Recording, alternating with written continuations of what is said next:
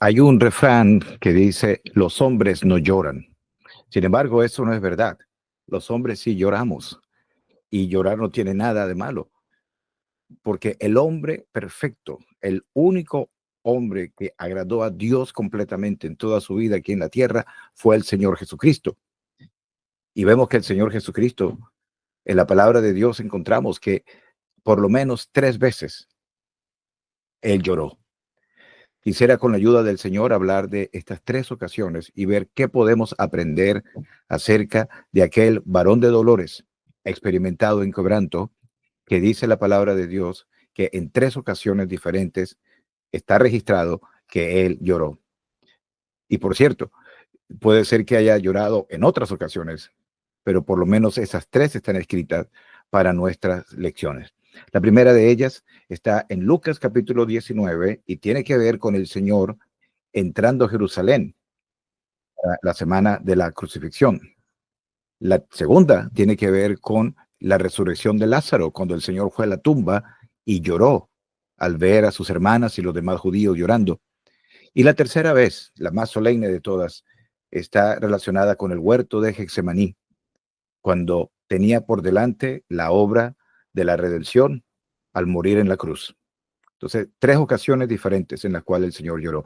Vamos a ver la primera. Está en Lucas capítulo 19, versículo 41 al 44. El contexto es bien importante, como siempre.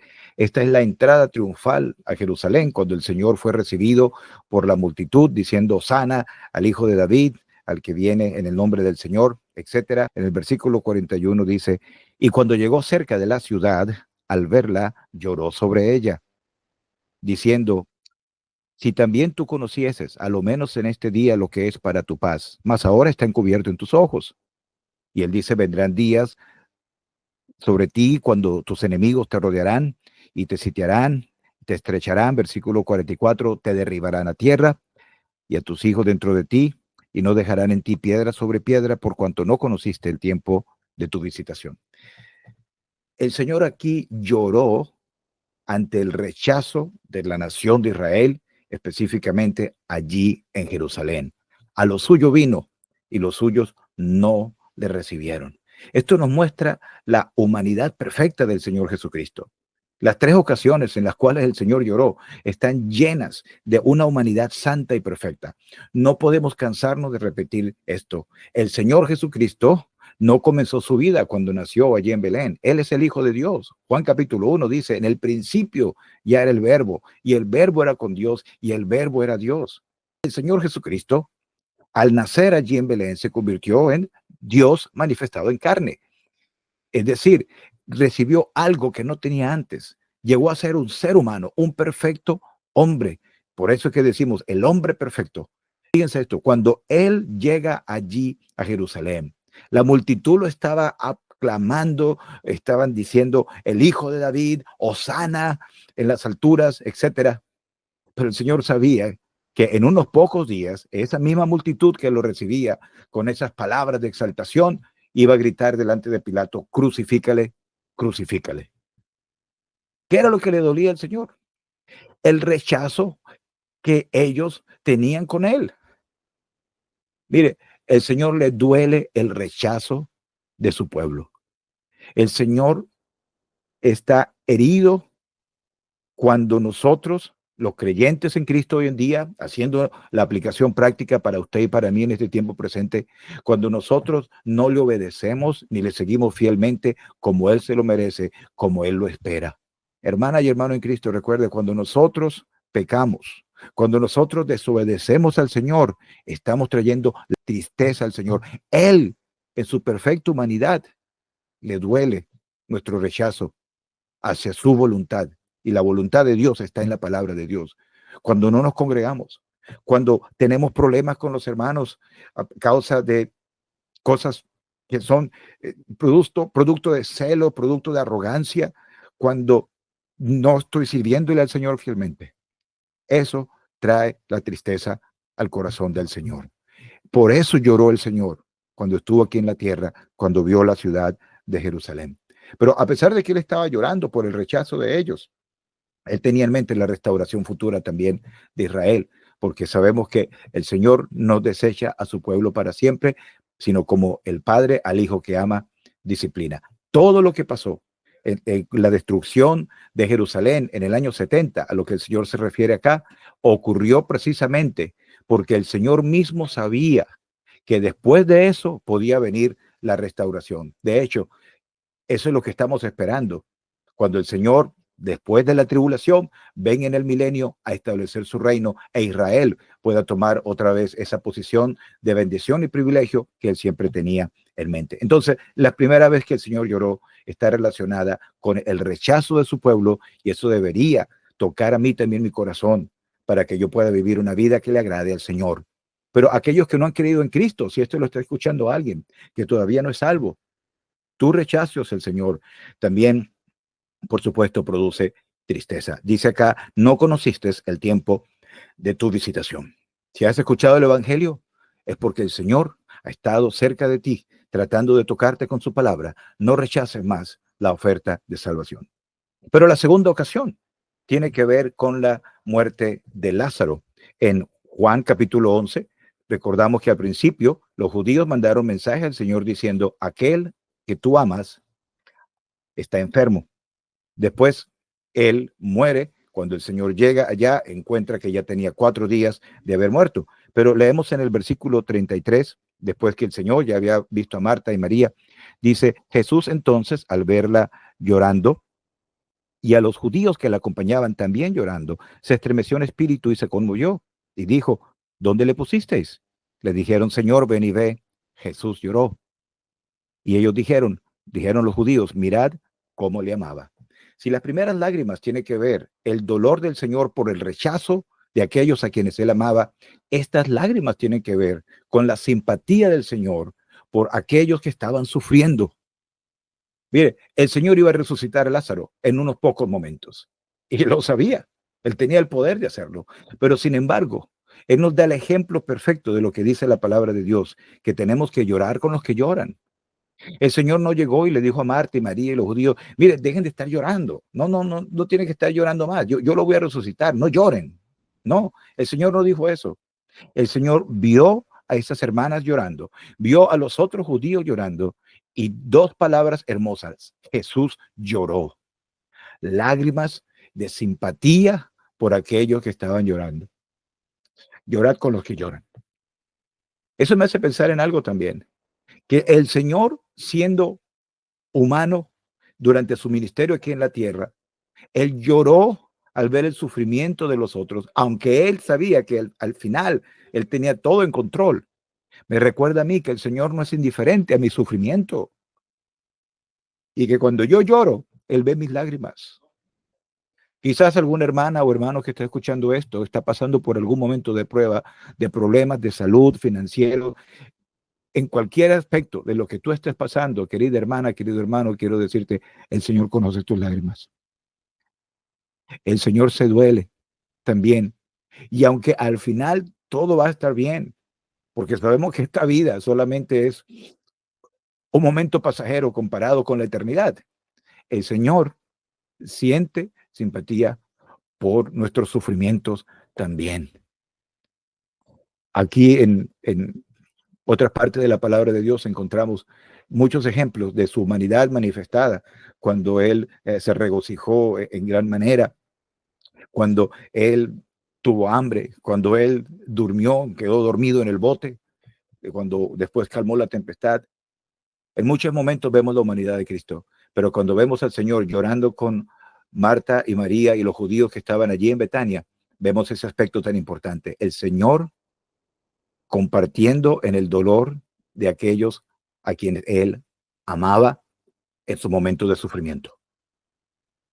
Pero el último de ellos es el más solemne de todos, y no solamente yo, pero muchos otros hermanos que tratan de explicar la palabra de Dios reconocen que es uno de los pasajes más solemnes que hay que tratar con mucho cuidado en la palabra de Dios.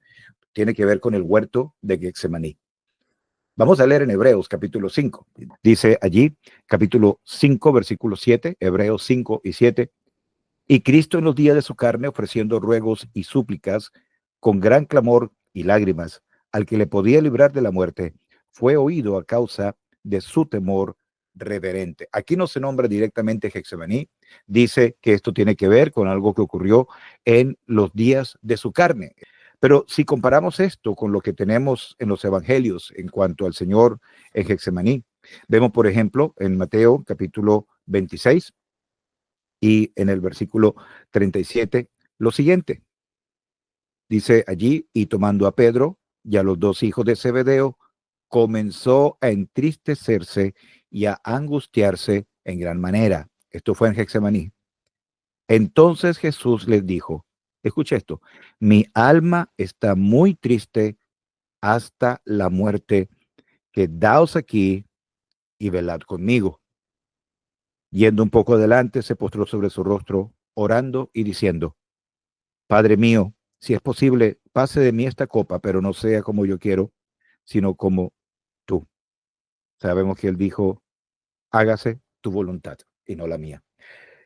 Note la expresión aquí, dice, comenzó a entristecerse y angustiarse. Esa palabra angustiarse también en otras traducciones de la Biblia se presenta como afligirse. Dice, en gran manera. Él no estaba pretendiendo que estaba triste, que estaba afligido en ese momento. Y él mismo dijo, mi alma está muy triste hasta la muerte.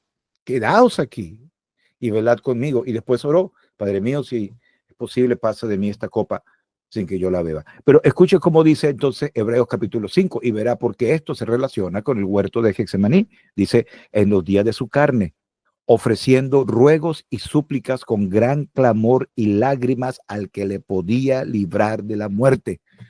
¿Y por qué lloró esta vez? Bueno, este llanto del Señor, estas lágrimas del Señor, aquí están estrechamente relacionadas con dos cosas, en el contexto de Hebreos y de Getsemaní, por supuesto. Primero que nada, con su oración. El gran clamor y lágrimas estaba conectado con sus ruegos y súplicas en aquel momento. Cuando él le dice a los discípulos, quedaos aquí y orad conmigo, él estaba mostrando que su alma, como lo dijo él mismo, estaba pasando por un tremendo momento de aflicción por lo que estaba delante de él. Él es Dios manifestado en carne. Él nunca dejó de ser Dios. Él fue, ha sido, es y será Dios para siempre. Y todos los atributos de la deidad están eternamente conectados con su santa persona. Pero cuando vino acá a la tierra, él experimentó verdadera humanidad. Él se hizo hombre, resucitó con un cuerpo humano y fue ascendido en un cuerpo humano glorificado allá en el cielo. Está relacionado con su oración en Getsemaní. Está relacionado con algo que estaba por delante de él, que nunca nadie había experimentado y que nunca ninguna otra persona iba a poder experimentar jamás. Nunca podía, por la sencilla razón de que no hubo otro como él. Él es incomparable. Dios manifestado en carne, pero no por la voluntad de hombre, concebido por el Espíritu Santo, pero con un cuerpo real y con un alma que estuvo angustiada y triste hasta la muerte. ¿Qué era lo que estaba por delante? En 2 de Corintios 5 y 21 leemos, al que no conoció pecado, por nosotros Dios le hizo pecado, para que nosotros fuésemos hechos justicia de Dios en él. La obra de la cruz, su cuerpo santo, un cuerpo humano, pero un cuerpo santo sin pecado, en aquel momento, en la cruz, iba a ser el lugar donde mis pecados y tus pecados iban a ser puestos para ser castigados. El profeta lo dijo en Isaías 53.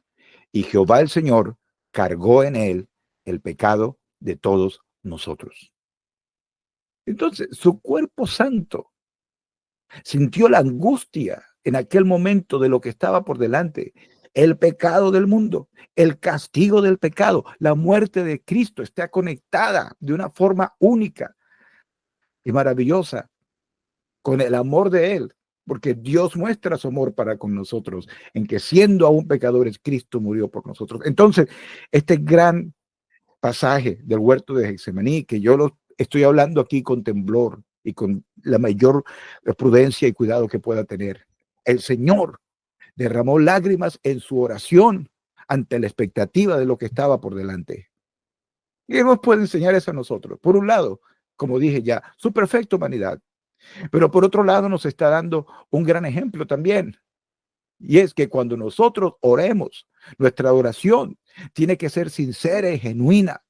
Y si estamos orando por un problema personal, un problema en la iglesia local, en la asamblea, un problema familiar, no debemos hacer una oración superficial, que no sintamos en nuestro corazón de verdad lo que esto implica, sino que podamos abrir nuestro corazón delante del Señor.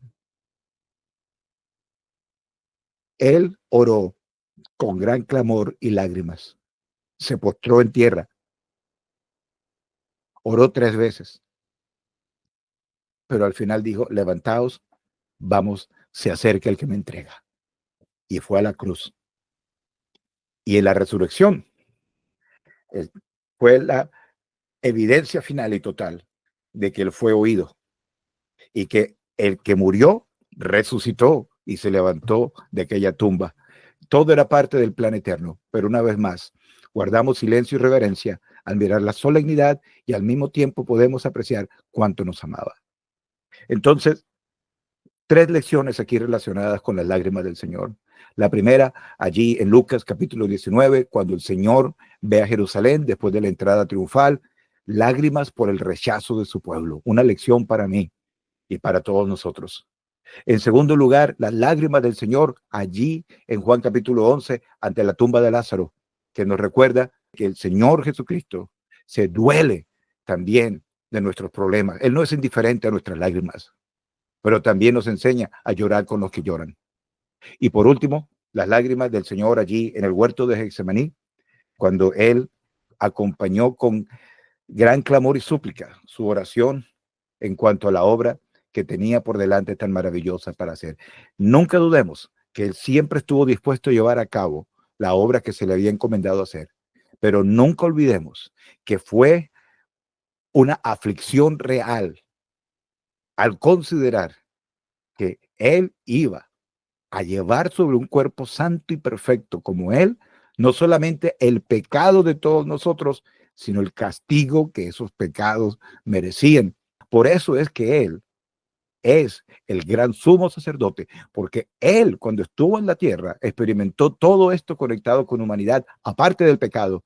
Y por lo tanto, cuando oramos en el nombre del Señor Jesucristo, estamos haciéndolo sabiendo que aquel que está allá en las alturas con su cuerpo glorificado, aquí en la tierra, Él también supo lo que eran estas cosas relacionadas con las lágrimas. Que el Señor nos ayude.